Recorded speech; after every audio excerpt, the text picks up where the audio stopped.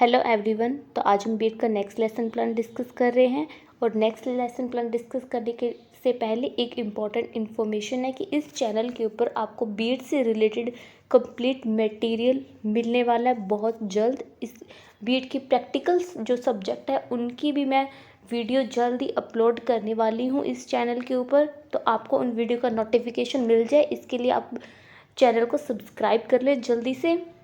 और अब स्टार्ट करते हैं हमारा नेक्स्ट लेसन प्लान। तो सबसे पहले लेसन प्लान बनाने के लिए आपको कुछ जनरल इन्फॉर्मेशन लिखनी होती है। जनरल इन्फॉर्मेशन में आपको क्या क्या लिखना होता है? पहले आपको लिखना है लेसन प्लान नंबर, उसके बाद आपको लिखना होता है डेट, कि आप कौन सी डेट को लेसन प्लान बना रहे हैं। कौन सी डेट को बना रहे हैं मतलब आप जिस दिन क्लास में टीचिंग करने के लिए गए हैं वो डेट आपको लिखनी है कि इस तारीख को मैं क्लास में टीचिंग करने के लिए गया और उस दिन मैंने ये लेसन प्लान बनाया है। उसके बाद आपको लिखना है प्यूपिल टीचर्स नेम। प्यूपिल टीचर्स नेम में आपको अपना खुद का नेम लिखना है। उसके बाद क्लास, आप कौन सी क्लास के लिए लेसन प्लान बना रहे हैं। जैसे ये हमारा लेसन प्लान 6th क्लास के लिए, तो मैं यहाँ पर 6th क्लास लिख दूँगी। उसके बाद सब्जेक्ट, हमारा सब्जेक्ट है सोशल स्टडीज़। उसके बाद ड्यूरेशन ऑफ द पीरियड, कि जो हमारा पीरियड है वो कितने टाइम का था। उसके बाद हम लिखेंगे प्यूपिल टीचर्स रोल नंबर। यहाँ पर आपको अपना कॉलेज का रोल नंबर लिखना है। उसके बाद आती है average age of the pupils, कि आपके क्लास के जो स्टूडेंट्स थे उनकी एवरेज एज कितनी थी वो आपको लिखनी है। उसके बाद आपको लिखना है टॉपिक, कि जो लेसन प्लान है वो आप कौन से टॉपिक पे बना रहे हैं। तो आपका जो भी टॉपिक है वो आप यहाँ पर लिख देंगे। हमारा आज का टॉपिक है भारत की प्रमुख फसलें, अगर आप इसे तो ये आप लिख देंगे। उसके बाद हमें लिखने होते हैं अनुदेशनात्मक सामग्री। अनुदेशनात्मक सामग्री क्या होती है? जो एक टीचर क्लास में इंस्ट्रक्शन देने के लिए यूज़ करता है वो क्या होती है? हमारी अनुदेशनात्मक सामग्री। अनुदेशनात्मक सामग्री दो तरह की होती है। फर्स्ट हमारे पास आती है सामान्य सामग्री और सेकंड हमारे पास आती है विशिष्ट सामग्री। सामान्य सामग्री के अंदर हमें लिखना होता है चॉक, डस्टर और ब्लैक बोर्ड। कॉमन मटेरियल होते हैं, हर एक क्लास के अंदर होते हैं ये। तो ये हमारी सामान्य सामग्री होगी। विशिष्ट सामग्री होती है जो एक टीचर अलग से प्रिपेयर करके लेकर जाता है। अगर आप कोई चार्ट लेकर गए हैं तो आप चार्ट लिख देंगे। अगर आप इस टॉपिक को पढ़ाने के लिए कोई पीपीटी का यूज़ कर रहे हैं तो आप पीपीटी लिख देंगे। अगर आप कोई मॉडल का यूज़ कर रहे हैं तो आप मॉडल लिख देंगे। और भी अगर आप कोई मटेरियल का यूज़ करें तो वो आप विशिष्ट सामग्री के अंदर लिखेंगे। सेकंड, अब हमारे पास आते हैं अनुदेशनात्मक उद्देश्य। अनुदेशनात्मक उद्देश्य है कि एक टीचर का जो पढ़ाने का क्या उद्देश्य है उस सब्जेक्ट को और उस टॉपिक को। अनुदेशनात्मक उद्देश्य को भी हम दो कैटेगरीज के अंदर डिवाइड करते हैं। फर्स्ट हमारे पास आते हैं सामान्य उद्देश्य और सेकंड हमारे पास आते हैं विशिष्ट उद्देश्य।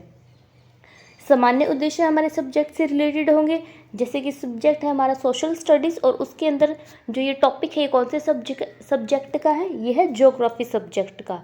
ठीक है, तो भूगोल सब्जेक्ट का ये टॉपिक है। तो भूगोल पढ़ाने का एक टीचर का क्या उद्देश्य है तो वो आप सामान्य उद्देश्य में लिख सकते हैं। कम से कम आपको 4 या 5 सामान्य उद्देश्य लिखने हैं और मैक्सिमम आप 7 से 8 लिख सकते हैं।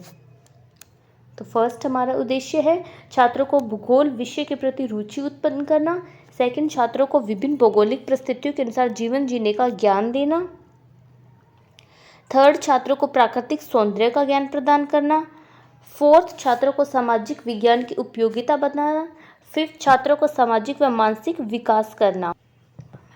उद्देश्य है, विशिष्ट उद्देश्य क्या होते हैं? वो हमारे टॉपिक से रिलेटेड होते हैं।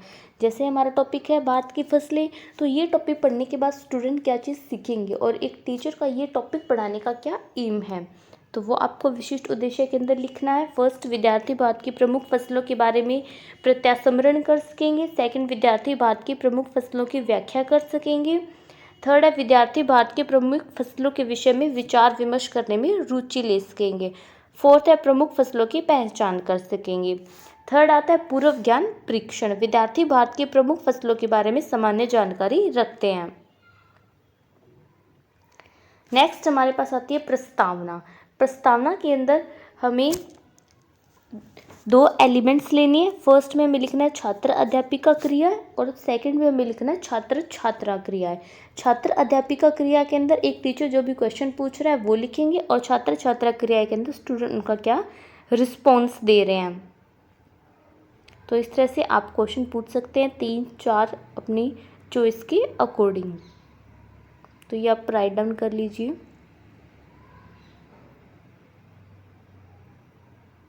नेक्स्ट आती है उपविषय की घोषणा। अब यहाँ पर टीचर जो है वो बताता है कि आज हम कौन सा टॉपिक पढ़ने वाले हैं। 5th पॉइंट आता है प्रस्तुतिकरण। प्रस्तुतिकरण क्या होता है? ये हमारा मेन लेसन प्लान जो स्टार्ट होता है वो होता है प्रस्तुतिकरण। सबसे पहले इसके लिए आपको 4 एलिमेंट्स लिखने हैं। फर्स्ट होता है शिक्षण बिंदु, सेकंड छात्र अध्यापिका कथन, थर्ड छात्र क्रियाएं और फोर्थ होता है शाम पट्टकार्य। जैसे कि फर्स्ट हमारा पॉइंट है खरीफ की फसल। इसको आगे बढ़ाने से सब पहले जो टीचर है वो विकासात्मक प्रश्न पूछता है। विकासात्मक प्रश्न की ये पता करने की कोशिश करता है कि बच्चों को खरीफ की फसल के बारे में कितना कुछ पता है पहले से। तो इस तरह से एक टीचर जो क्या है वो क्वेश्चन पूछता है। जैसे कि फर्स्ट यहाँ पे टीचर क्वेश्चन पूछता है दक्षिण भारत में मुख्य रूप से खाद्य अनाज कौन सा है, तो बच्चे इसका आंसर करते हैं चावल। इसी तरह टीचर सेकंड क्वेश्चन पूछता है और इसी तरह से थर्ड क्वेश्चन पूछता है। उस स्टूडेंट का रिस्पॉन्स आपको छात्र क्रियाएं के अंदर लिख देना है। फिर नेक्स्ट आता है छात्र अध्यापिका कथन। यहाँ पर जो टीचर है वो उन्हें खरीफ की फसल के बारे में एक्सप्लेन करता है कि खरीफ की फसलें कौन कौन सी होती है और स्टूडेंट की एक्टिविटी क्या होगी। स्टूडेंट ध्यान से सुन रहे हैं और ब्लैक बोर्ड के ऊपर जो भी मेन फसलें हैं उनका नाम लिख देगा एक टीचर।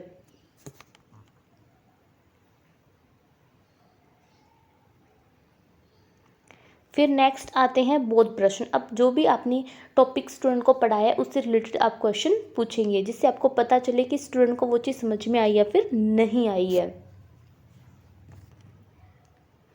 नेक्स्ट आती है रबी की फसल। अब जो टीचर है वो स्टूडेंट को एक्सप्लेन करेगा कि रबी की फसल क्या होती है। तो यहाँ पर आपको हेडिंग डाल देनी है छात्र अध्यापिका कथन और स्टूडेंट की एक्टिविटी क्या होगी, स्टूडेंट ध्यान से सुन रहे हैं और टीचर जो क्या है बोर्ड के ऊपर रबी की फसलों के नेम जो है वो लिख देगा। उसके बाद आते हैं बोध प्रश्न। अब आपने जो भी रबी की फसलों के बारे में बताया उससे रिलेटेड क्वेश्चन पूछेंगे और स्टूडेंट का रिस्पॉन्स स्टूडेंट एक्टिविटी के अंदर आप लिख देंगे। फिर थर्ड आता है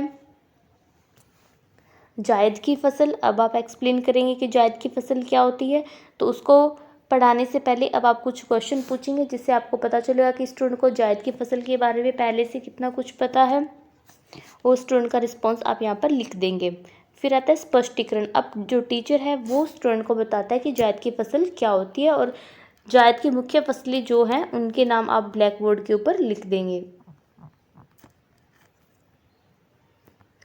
फिर आते हैं बोध प्रश्न। अब आपने जो भी स्टूडेंट को जायद की फसल के बारे में पढ़ाया उससे रिलेटेड आप उनसे क्वेश्चन पूछेंगे और स्टूडेंट का जो रिस्पॉन्स है वो आप यहाँ पर लिख देंगे जिससे आपको पता चल जाएगा कि स्टूडेंट को वो चीज़ समझ में आई है या फिर नहीं आई है। 5th पॉइंट होता है निष्कर्षात्मक प्रश्न। ठीक है, यहाँ पर आप इसको निष्कर्षात्मक कथन लिख सकते हैं एक तरह से। ठीक है, यहाँ पे टीचर बताता है कि आज हमने कौन सा टॉपिक पढ़ा है और उस टॉपिक के जो भी मेन पॉइंट्स हैं आप उनको फिर से एक्सप्लेन कर सकते हैं। 6th पॉइंट आता है पुनरावृत्ति प्रश्न। अब आपने जो भी स्टूडेंट को करवाया है उनसे रिलेटेड आप क्वेश्चन पूछेंगे। जैसे कि फर्स्ट क्वेश्चन है भारत में मुख्य रूप से कितने प्रकार की फसलें होती हैं। सेकंड है खरीफ की फसल कौन से काल में बोई जाती है। थर्ड है रबी की फसल कब बोई जाती है। 7th पॉइंट जो हमारा आता है वो आता है मूल्यांकन प्रश्न। ये हम लास्ट में पूछते हैं जब हमारा पूरा टॉपिक कंप्लीट हो जाता है। तो पुनरावृत्ति प्रश्न के बाद हम कुछ इवैल्यूएशन के लिए भी क्वेश्चन पूछते हैं जो हमारा मूल्यांकन प्रश्न होता है। जैसे कि फर्स्ट हमारा प्रश्न है भारत की फसल में कोई 2 उदाहरण बताएं और सेकंड है जायद की फसल कब बोई जाती है। थर्ड है जायद की फसल कौन सी है। 8th पॉइंट आता है गृह कार्य। अब आप स्टूडेंट को होमवर्क देंगे जो भी आपने टॉपिक करवाया है तो उसके बेस के ऊपर आप स्टूडेंट को 3-4 क्वेश्चंस दे सकते हैं। तो इस तरह से आप अभी अपना लेसन प्लान बनाएं और आपको लेसन प्लान कैसा लगा ये आप कमेंट करके बता सकते हैं और अगर आपको कुछ भी समझ में नहीं आया, कोई डाउट है तो वो भी आप कमेंट करके पूछ सकते हैं। और वीडियो इन्फॉर्मेटिव लगी है तो वीडियो को लाइक और चैनल को सब्सक्राइब ज़रूर करें।